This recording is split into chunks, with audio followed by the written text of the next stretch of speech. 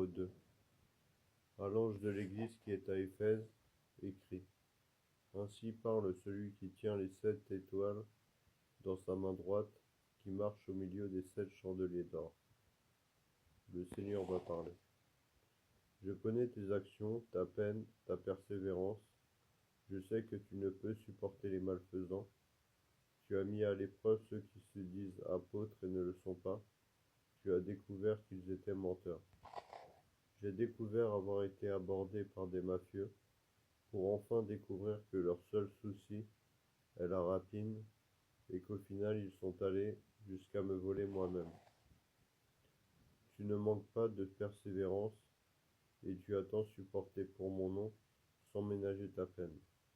Et pourtant, ma peine, qui est la surveillance policière, est justement liée au fait même que j'ai côtoyé un mafieux à un moment donné de ma vie, ce qui a eu pour conséquence d'avoir la même peine qu'eux, bien que n'ayant participé à aucun de leurs délits.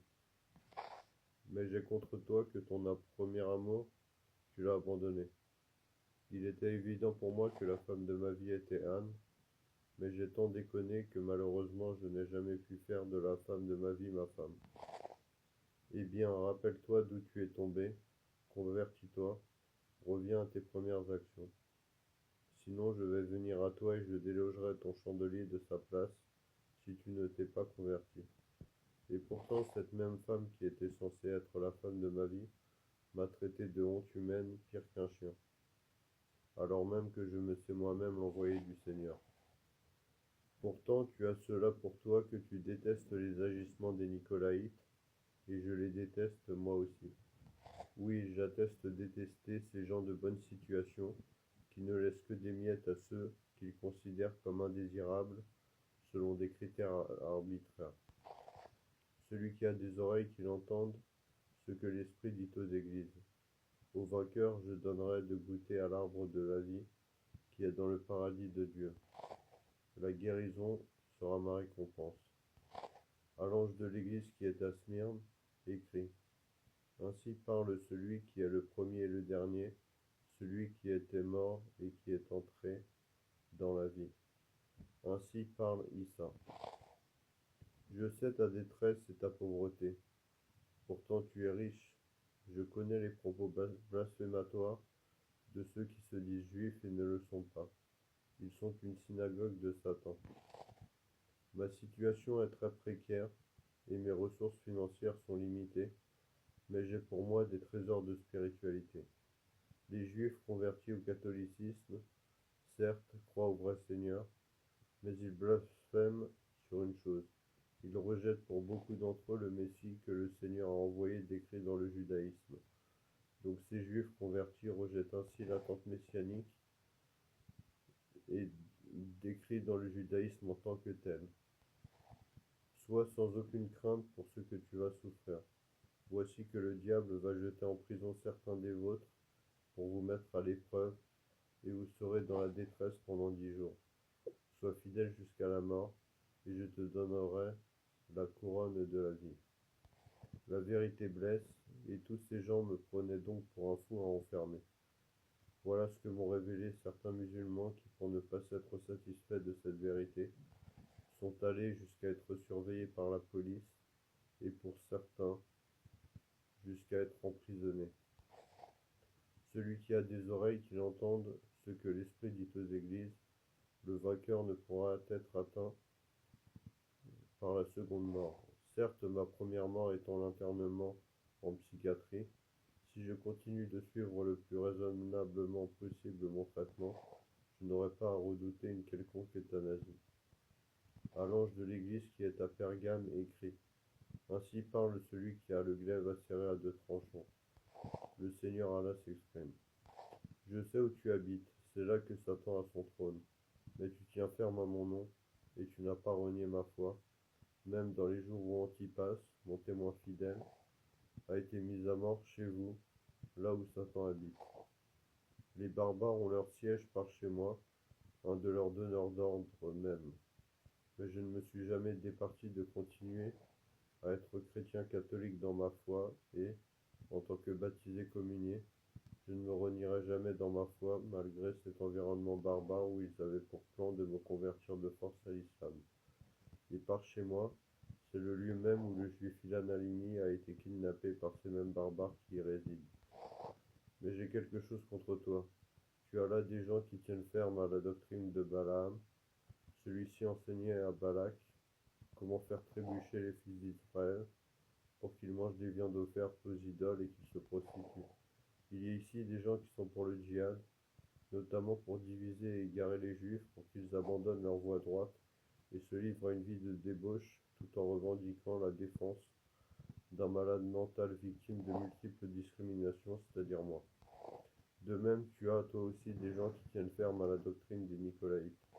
Parmi ceux qui me défendent contre les attaques discriminatoires que je peux subir, une part ont l'amour de l'argent et s'enorgueillissent de cela. Eh bien, convertis-toi, sinon je vais venir à toi sans tarder, avec le glaive de ma bouche je les combattrai. Certains ont payé très cher pour avoir fait le choix de me défendre et, pour ça, je leur dois reconnaissance. Celui qui a des oreilles qu'il entende ce que l'Esprit dit aux églises. Au vainqueur je donnerai de la manne cachée, je lui donnerai un caillou blanc, et inscrit sur ce caillou, un nom nouveau que nul ne sait sauf celui qui le reçoit. La manne cachée spirituelle est une spiritualité spéciale accessible par une poignée d'élus qui reçoivent des messages du ciel, donc de la Vierge Marie qui y réside, le Seigneur lui-même qui y réside, mais aussi ces élus ont accès à des informations qui viennent de la part de personnes bien vivantes par cette même manne cachée. Moi-même ai accès à cette manne, et avec elle j'ai su que l'évêque en blanc, Saint Pierre, le pape François, j'ai reçu par ce biais secret que je suis le Mahdi attendu dans l'islam. À l'ange de l'église qui est à Thyatire, écrit: Ainsi parle le Fils de Dieu, celui qui a des yeux comme une flamme ardente et des pieds qui semblent de bronze précieux. La parole suivante est pour l'exorcisme du Vatican qui est cité dans le livre de vie de l'agneau. Je connais tes actions, je sais ton amour, ta foi, ton engagement, ta persévérance, et tes dernières actions surpassent les premières. Ton sacerdoce est exercé avec une témérité et un courage sans faille. Mais j'ai contre toi que tu laisses faire Jézabel, cette femme qui se dit prophétesse, et qui égare mes serviteurs en leur enseignant à se prostituer et à manger des viandes offertes aux idoles. Mais tu ne prends pas au sérieux la volonté d'Isabella qui m'a déjà fait tant de mal, surtout à moi, mais pas seulement. Je lui ai donné du temps pour se convertir, mais elle ne veut pas se convertir de sa prostitution. Je me suis plaint souvent à elle par différents biais, mais elle n'a toujours pas arrêté son envoûtement à mon endroit. Voici que je vais la jeter sur un lit de grande détresse, elle et ses compagnons d'adultère, à moins que, renonçant aux agissements de cette femme, ils ne se convertissent. Les exorcistes font maintenant prendre de sérieux ces agissements, elle et ceux qui l'entourent, et ils n'auront d'autre choix que d'arrêter leur conduite idolâtre.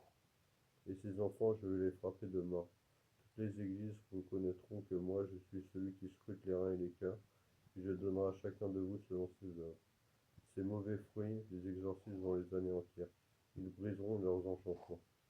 Mais vous, les autres de Thyatire, qui ne partagez pas cette doctrine et n'avez pas connu les profondeurs de Satan, comme ils disent, je vous déclare que je ne vous impose pas d'autre fardeau.